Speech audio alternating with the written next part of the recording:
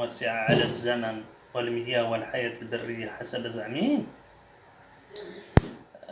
فتباطؤ عزم الدوران للأرض الذي شكل حيرة للعلماء وتفسيراتهم الجوفاء التي يقدمونها للناس حول هذا الموضوع.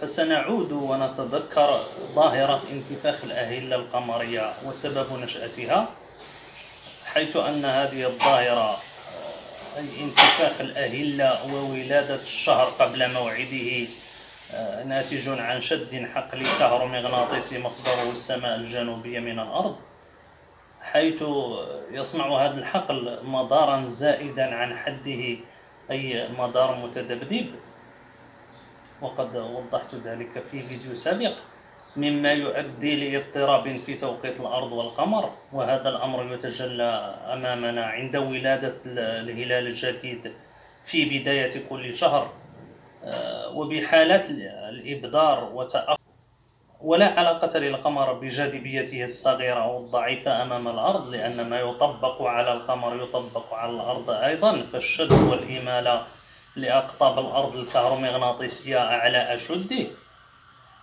وحقل الأرض يترنح ويقاوم، والانزلاق نحو خطوط التلاشي يحتاج لشهور عديدة فقط لكي يتحقق. فهل هذا الإطباق الشديد والأحمال الزائدة والإشعاعات المتسربة من خلال تخلخل درع الأرض الهش سيذهب أدراج الرياح؟ طبعا لا.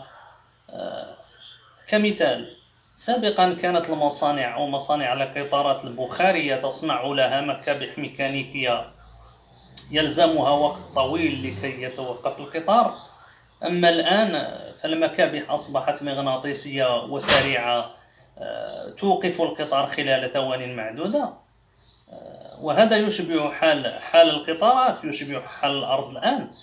راني الأرض يتباطأ بفعل الضغط الحقلي الممارس عليه، فكلما زاد الاقتراب الكتلي زاد معه الإطباق، وبالتالي زاد عزم الكبح والمقاومة، وبالنتيجة تضطرب الحركة المحورية في الدوران، وهذا هو السبب الرئيسي لتباطؤ دوران الأرض، وهو ما كنت أعنيه سابقا بالخسارة الوقتية.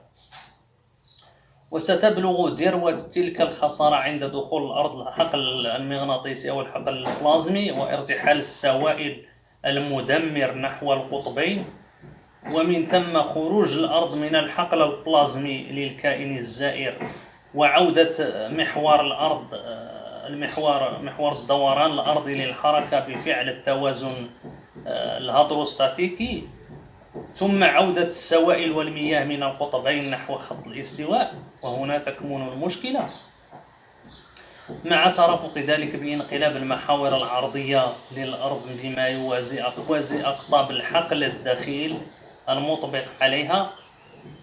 وإلا ماذا يعني حال الأرض ذات الصدع والسماء ذات الرجع؟ وقسم الحق تبارك وتعالى إنه لقول فصل. هذا يكفي لمن له بصيرة، وأرجو عدم الانجرار وراء الأخبار المتناقضة والكاذبة.